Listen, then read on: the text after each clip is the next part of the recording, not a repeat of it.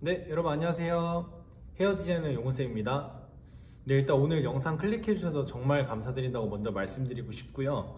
네, 오늘 영상에서 말씀드릴 주제는 불경기인데 1인 미용실 창업을 해도 될까? 라는 좀 이야기를 한번 해보도록 할 겁니다. 우리나라에 미용실이 엄청나게 많은데요. 요즘에 또 많이 보면은 1인 미용실이 굉장히 많이 생기고 있다는 걸 여러분들도 아실 수 있으실 거예요.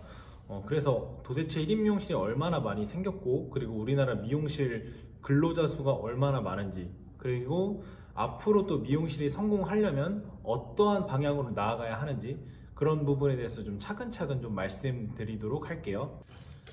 네, 일단은 서울시 빅데이터 자료가 있는데 우리나라 미용실 개수가 무려 10만 개라고 합니다.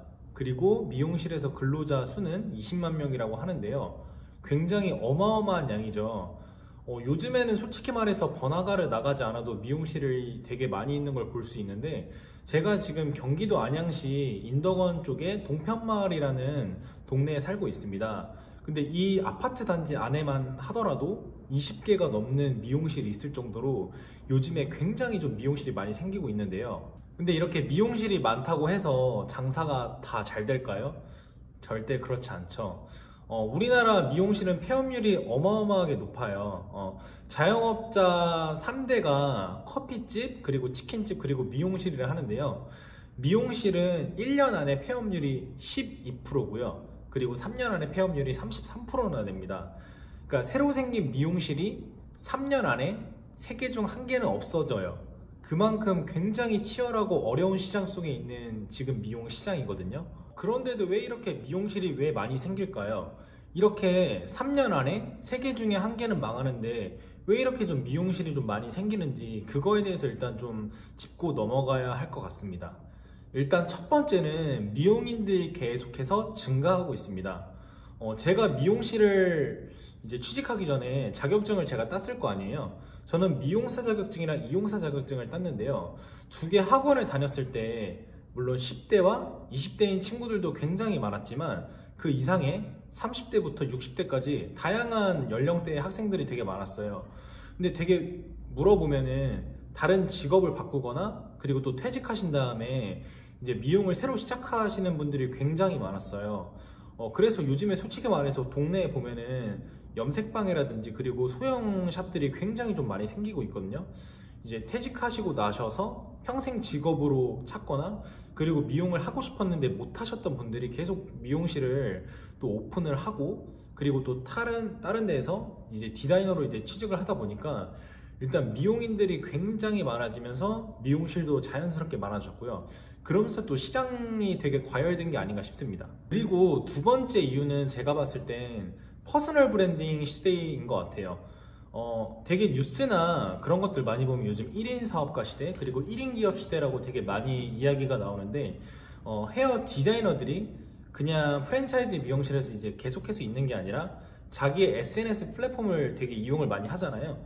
저 같은 경우도 이제 블로그를 파워블로그까지 성장을 시켜서 이제 샵을 차려가지고 이제 잘 성장을 한 케이스고, 요즘에는 또 인스타그램 그리고 또 유튜브, 그런 다양한 SNS 플랫폼을 통해서 자기 자신의 브랜드의 가치를 업시킨 다음에 다양하게 좀 손님들을 좀 이끌어 모으고요. 그리고 자기 가치를 좀 인정받고 싶은 그런 자신감 넘치는 디자이너들이 굉장히 좀 많이 생겼어요. 그래서 저 같은 경우도 20대 초반의 나이라는 엄청나게 어린 나이에 또 오픈을 했지만 요즘에 또 30대 분들도 또 오픈을 또 많이 하고 있고 20대 후반 친구들도 많이 좀 오픈을 하고 있기 때문에 계속해서 또 1인 미용실이나 다양한 미용실들이 계속해서 좀 생기는 것이 아닌가 싶어요.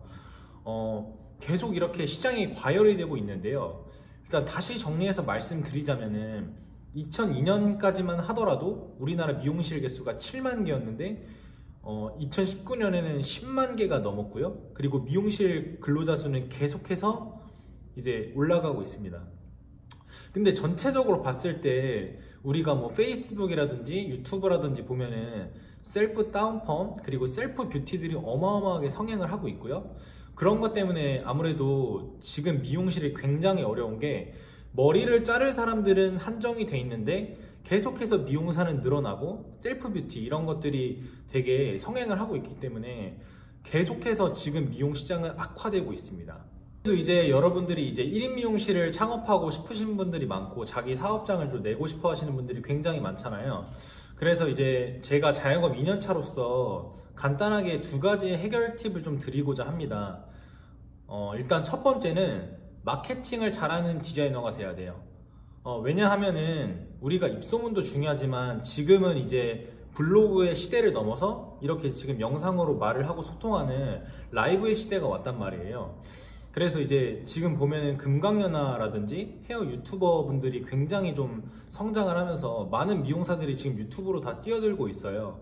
예, 그렇기 때문에 지금이라도 늦지 않았으니까 헤어 디자이너 분들은 자기 이제 작품 사진도 추가해서 이제 영상을 좀 계속 찍어 가지고 마케팅을 꾸준히 하는 디자이너가 앞으로 계속 살아남을 수 있는 디자이너라고 생각을 해요. 왜냐하면 지금 선배 디자이너들이 계속 지금 정말 멋진 기술과 또 노하우로 잘 계시지만 또 어린 또 파릇파릇한 디자이너들의 또 엄청난 이 자신감과 용기가 엄청나게 무서운 거거든요. 고등학생인데 지금 이제 20대 초반인데 유튜버를 통해서 정말 3만 5만 이렇게 구독자를 갖고 있는 그런 미용인들이 이제 디자이너로 딱 하면은 정말 무서울 게 없거든요. 정말 세상을 평정할 수 있고 자, 그런 용기 있는 친구들이 많기 때문에 앞으로는 그런 마케팅을 잘하는 디자이너들이 살아남게 될 확률이 높고요. 그 다음에 이제 두 번째 방법은 기본기가 탄탄한 디자이너가 앞으로 오래 갈 것 같아요. 일단 왜 그러냐면 헤어라는 거는 정답이 없다, 헤어라는 거는 끝이 없다 라고 되게 말씀을 많이 해주시잖아요. 근데 정작 자기 자신의 이제 프로세스가 확실치 않은 그런 디자이너들이 저는 많다고 생각을 합니다.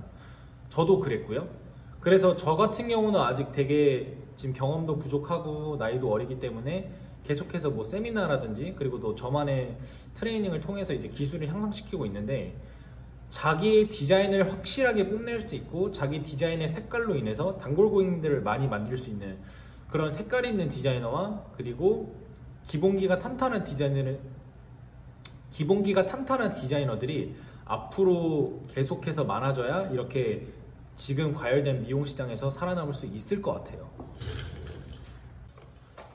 솔직히 말씀드려서 이 두 가지는 많은 미용인 분들이 다 알고 계신 얘기지만 혼자 이렇게 사업을 운영하게 되고 그리고 경력이 높아짐에 따라서 솔직히 자기 시간을 빼서 이렇게 마케팅을 한다든지 기술 기능 공부를 한다든지 이런 게 되게 어려울 수 있어요. 하지만 쉬는 날 하루는 정말 몇 시간을 빼가지고 정말 자기 개발 시간을 투자하지 않으면은 계속해서 새로 생겨나는 미용실에 밀려서 어느 순간 도태되고 있는 자기 자신을 볼 수가 있습니다. 그렇기 때문에 기술 기능 공부와 마케팅 공부를 꼭 하셔야 되고요. 그리고 앞으로 1인 미용실을 창업하실 분들 그리고 새로 미용실을 창업하실 분들은 뭐 가게 입지 같은 경우도 되게 중요하지만 자기 자신의 퍼스널 브랜딩을 굉장히 강화시켜서 처음부터 손님이 많이 올 수 있게 그렇게 하는 게 정말 성공의 키포인트가 아닐까 생각해요. 마지막으로 이제 말씀드리자면 저도 이제 선배 미용사분들도 계속 만나고 후배님들 미용사들도 만나는데 정말 시장이 예전같이 않다고 합니다.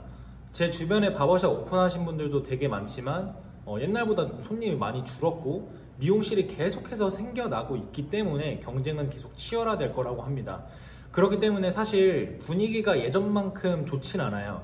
최저임금도 굉장히 많이 올랐고요. 식비 이런 물가들도 자연스럽게 많이 올랐기 때문에 미용실 점주 입장에서는 굉장히 좀 부담이 되는 그런 하루하루를 보내고 있습니다.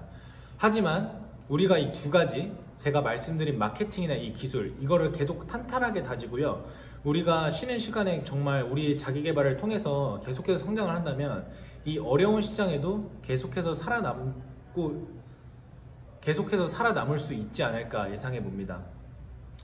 네, 오늘은 영상 여기까지 마치고요. 오늘 영상 정말 봐주셔서 감사하고 도움이 되셨다면 구독과 좋아요 꼭 부탁드릴게요.